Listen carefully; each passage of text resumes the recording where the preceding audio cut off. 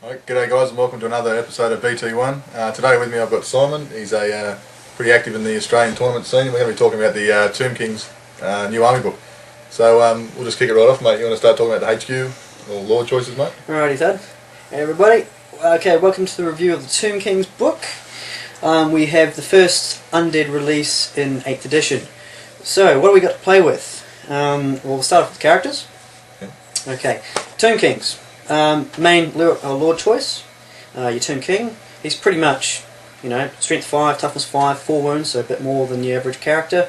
Leadership 10, so if you've got a bit of redundancy there, if your Hierophant decides to cark it, so if you've got a BSB and a Tomb King, and you've got a nice solid bubble happening, then if the Hierophant dies, it's not such a big deal because you'll be testing on leadership 10 with a reroll for your crumble. He's Women's Skill 6, and of course with the My Will Be Done rule that's been introduced, he imparts that onto any unit he joins, which in this case is either a chariot unit or infantry. He can be mounted on a War Sphinx, a chariot, or on foot. A War Sphinx don't think will get much action, mainly because it says that you cannot, there's no actually way of healing a character or his mount. Yeah. So you lose the guys on top, you're losing the capacity of healing off a War Sphinx, and you put him on a big mount so he's an open target for any War Machine fire that might come his way. And of course you really gain nothing from My Will Be Done. He really should be used for supporting. So if you were to run him, you'd throw him in your chariots, would you? Chariots or infantry are definitely fair choices. We'll get to that in a bit, but yeah, definitely chariots. I wouldn't really put him on the Sphinx. Nah, alright. Then of course you got your level big lord Hero Priest. Yep. You must take a Hero Priest of some form, and of course with how the magic's gone back to traditional 8th rather than having the incantations, of course most armies these days have a level 4, so never a bad thing. 175 points for him standard, 210 for a level 4, so pretty standard. Yeah. He imparts, if you take him, he'll probably will be the Hierophant, so he imparts a 6 6+ regen for any unit he joins, which is okay. It's not great, but hey, it's better than nothing. Yeah. Of course, you don't want to stick him out because if he dies, then your army starts to crumble. Yeah. Okay, so that's pretty much your heroes. To your hero, sorry, that was your lords. Yeah, lords. To your heroes, you've got your Tomb Prince. So pretty much, considering our Tomb King's 170 points, it's 100 points for a prince. Yeah. Pretty much 1 less wound, so he's still got 3 wounds, so better than most low horde army lord characters, really. Yeah, so like Skaven. They're normally all 2. Well, no, well, you think, like what's a Warlord Skaven worth and what his stat level is. Fair enough, yeah. He's like strength 4, toughness 5, 3 wounds, 3 attacks, but still, for 100 points he's pretty good. Yep. Women's Skill 5 you imparted by Will Be Done, so still, if you don't want to take a Tomb King, Tomb Prince will still do the job. Yeah. And of course can be mounted on chariot or War Sphinx. Again, don't really go the War Sphinx. Let's see. Now you've got introduced a Herald. He's a new hero class for in this edition.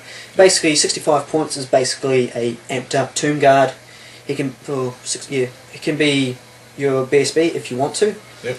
And also he's got the new Bodyguard rule, which means for every Tomb King or Tomb Prince you have, you can nominate a Tomb Herald to be sort of paired up with him, and so he offers a bit of protection outside of anything bar a challenge. So if your Tomb King decides to cock a flaming dwarven cannonball to the head, fails his lookout, sir, well, then the Herald can step and go, actually my king, I think I'll take that first for you. Can be mounted on a chariot or a steed, so can be chucked in with cavalry if you weren't.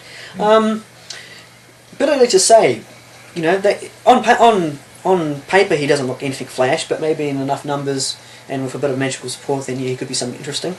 Yeah. Okay, that leaves, the Hero Tech. Okay, again, a new character, 60 points. Can only be mounted on foot, and his main thing is that he gives a 6+ regen aura to any constructs. Yeah. So, again, nothing great, but hey, when you roll that 6, it's always worth when that Empire Cannonball just... So you can throw him on a War Sphinx, is it? Or not? No, he can only be mounted on foot. Oh, right, for a secondary thing that he grants hatred to any unit he's with. So, it just makes that Tomb Guard unit or, your infantry warriors just a little bit more nasty. That's why he comes with a whip. yes, work you dogs, work. Yeah. So that's pretty much the character section. Right, now looking at core, mate, kick off with the main backbone of the army, the skeleton warriors. Okay, now this was always going to be interesting to see how they would do the core of the infantry for an undead army in 8th. And of course we were not really that surprised because, well, what do you got? 4-point skeletons. Yeah, nice. 4 points, you know, yay. Okay, so horde armies, why not? You know, 4 points, you get a shield. Yeah, would you rather run them with like a hand weapon or spears? I would keep them cheap. Yeah. You know, why would you pay an extra 2 points for, you know, spear and shield, spear and light armour when you could just have more skeletons? Yeah, definitely. You know, because more bodies. More bodies, more bodies, more bodies. So yeah, 4 points a model. Command is 10, 10, 10, so 30 points for a full command. Yep. I probably wouldn't bother with champion. Probably wouldn't even bother with a muso for most of the time because, of course, the problem with being undead is you, especially Tomb King undead, is you cannot march. Yeah. So downside, you ain't moving, I think, beyond 4 inches ever. Just really go for that combat 1+ combat res. Yeah, I don't think you'd need it because manoeuvring is going to be a problem. So you pretty much just want to deploy them right and then just march them straight toward where you want them to go. And you could say, well, you do have that movement spell, which we'll get to later, but magic can always be stopped, especially if you run into something which is combat heavy, magic defense heavy. Right. Okay, moving along, skeleton archers, 6 points. Yeah. You know, what were they thinking? Yeah, 6-point archer, which always hits on 5s. Yeah. You know, you can be in a building, behind a forest, on the other side of the world, they still hit you on a 5. Yeah. The only way I can actually see them actually that being lessened to somewhat is the signature spell from Miasma. Yeah. Because that'll allow you to drop their ballistic skill. Because it, Arrows of the Ass means you never count any modifiers, but if you actually drop the ballistic skill directly, Yeah. then suddenly they'll be hitting on 6s. Which is, again, not much, but hey, if you've got a unit of 40 skeletons being powered up to double fire, you know. Anyway, so 6-point archers. Again, you'd probably want to take maybe a unit of 20 at least, maybe a unit of 40, maybe a couple of units of 20, you know, because again, Tomb Kings, they got to love their shooting phase. Yeah. Okay, moving on to something which has seen a bit of debate over there whether they're really good or not. Skeleton Horsemen. Yeah. Okay, 12 points for a guy on a horse with a spear and a bow. Oh no, spear and a shield. But they have Vanguard. So, what do you have? You've got a unit which is cheap, you know, 12 points model, well, not cheapish, is fast by Tomb King standards. Yeah, you know, definitely.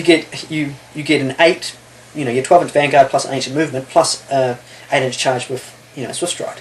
Yep.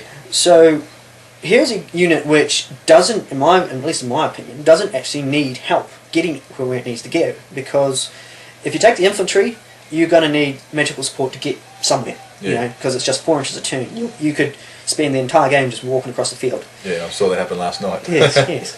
Horsemen, on the other hand, well, on their first turn, they can move up to 20 inches. You know, that's, you know, deployment, then move Vanguard 12, move 8. Yep. If you deploy them last at a nice spot, they'll be there where you need to be. Yeah, definitely. Yeah. And whilst you can say, well, why do you pay 12 points for a, you know, really weapon skill 2, initiative 2, can barely fight his way out of a, you know, wet paper bag kind of model? Well, it's not for the fact that he can fight, it's the fact that you can have a cheap ranked up unit, meaning take 20 of them with a banner, that's 250 points, Yeah. threatening a flank, waiting for the chariots to come in. Yeah, definitely. You know? So you can imagine you can have the chariots deployed up here, ready to charge into the front because the chariots need the room. Yep. You can have, you know, the vanguarding horsemen getting into a nice flank position, do the double tap, you've got your steadfast breaker, and you've got your damage producer. Who cares if the horseman can't fight for jack, because, well, the chariot's going to do the work. You know, good setup. Yeah, and 2 points extra if you want to have the light armour and shield, the light armour, so 4+ save. Up to you if you really want it. Personally, I'd always go for the cheap. Cheap version, get more bodies. Yeah. Okay, moving along. Oh, just cut that. Fuck.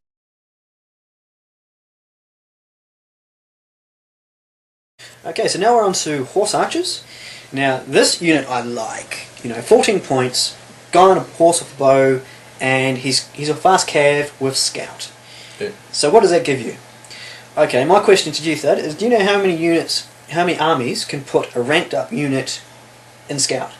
I don't think there's any, mate. There's one. There is? Dwarves. Dwarves. Okay? Oh, yeah. Dwarf Rangers. Yep. Anybody else? No. No, there isn't. No, there isn't. That's why I couldn't think of it. Okay, horse archers, 14 points for a guy on a bow and a horse. Yeah. Okay, But what about the fact that you've got a scouting ranked up unit which you can put anywhere you like? So again, it comes to what you do with the horsemen, but the bowmen, of course, they can, since being fast cav, they can back off, go forward, go sideways, 8 inches anywhere they like, and they can just kill a couple of turns just by shooting if they really want to, until again the chariots get into the position. The bowmen, these guys are going to be somewhere useful, probably out in the flank, and then they go, steadfast breaker, damage producer, equals dead unit. And so, with that, and of course being on cav, they're moving 8, they don't need any help getting to where they're going, they don't need any help from the spell lore to get you move around. You can quite happily put them where you want and just leave them alone, and don't have to rely on magic to get you anywhere. Okay. Now it comes to my favourite one, chariots. Yeah, you've based an army around this, haven't you? Oh, I'm getting there. 55 points for a chariot, so they got a little bit more expensive. Did they get any better stat-wise, for any chance? No, not really. No? Oh, actually they did. They did, because they have the charioteers going into an extra attack. I think. Okay. Extra attack? Charioteer? Yeah, 2 attack space. So, what that give you... Okay, on paper they may not look as good as, say, goblin chariots. But the thing is, okay, you got to look at the fact that it's a unit of them. So, 220 points will get you 4 chariots. Yeah. So that's 46 impact hits at strength 4, because, d6. Plus an extra, what was it?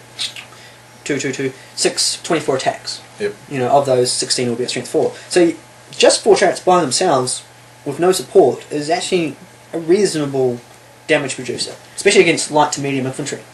It's probably a silly question. Do you run them 4 wide? Do you, or 2? Yeah, at least 4 wide. Yep. Okay. I wouldn't bother with 3. 3 is probably, I don't think, just not enough. Yep. I'd say minimum would be 4. I suppose when you're trying to charge a front of something that's 5 or 6 wide, you're getting the maximum of your attacks. Exactly. Yep. I think, anything 5 wide, you'll get 4 chariots. Yeah. So, and at least that, if one carks it, well, that still gives you 3. But what gets interesting is when you start, you get your Tomb Prince and your Tomb King on a chariot into a unit of maybe between 5 to 7 of them. Yep. I'll start with the 7. That gives you 8 chariots, so that means if you go 4 wide, or 4 wide, yep. And that gives you 2 ranks, plus 1 strength, so 46 strength 5 hits. Okay. Plus the whole bundle of strength 4 attacks you get off the chariots at weapon skill 6, or weapon skill 5 if you've got a prince, plus the prince himself. So that's a fair lot of damage. It's quite a devastating blow to the arm, isn't it? Yeah. You go back to what you talked about earlier with the flank going on as well. If you can... Well, a unit like that probably won't need it against... No. That'd be overkill. Well, you look at something like a horde formation of something nasty, marauders with, flails and Mark of Corn and the like. They go 10 wide. Yeah. I think I worked it out. You could have 7 chariots charge that frontage. Yeah. 7.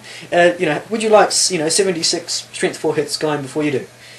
No, not good. You carry a dice bucket around with you by any chance? Yes, die. But also, if you've got a unit of 8, you could also choose to go 5 wide and have 3 guys in the back because the rank bonus. So you still get your rank bonus for the strength 5 impact hits on the front, and which is still good against anything which is slightly bigger base size, 6 wide thereabouts. So if you see a elite, say Chaos Warrior unit, I like Warriors of Chaos, use an example. They run 6 wide, you could get 5 chariots against them. Yeah, you say pretty commonly the 6 wide. So. Yeah. Right, so to better wrap that up, is it? Yep. Yeah. Okay, and of course they also come with bows. So as support, you got your bowmen, you got your horse archers, and you got chariots. All combines to a very solid core, which can produce a lot of fast stuff, a lot of anvils, a few sneaky tricks.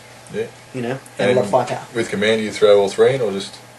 Not really. No. Well, at least not on the infantry, probably not. The fast cab only need a banner.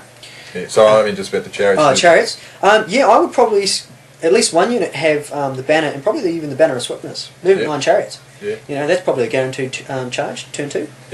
Yeah. So a unit of 7. Full command, banner of swiftness, Tomb Prince, Tomb King, and then you go. Yeah. All right. Awesome.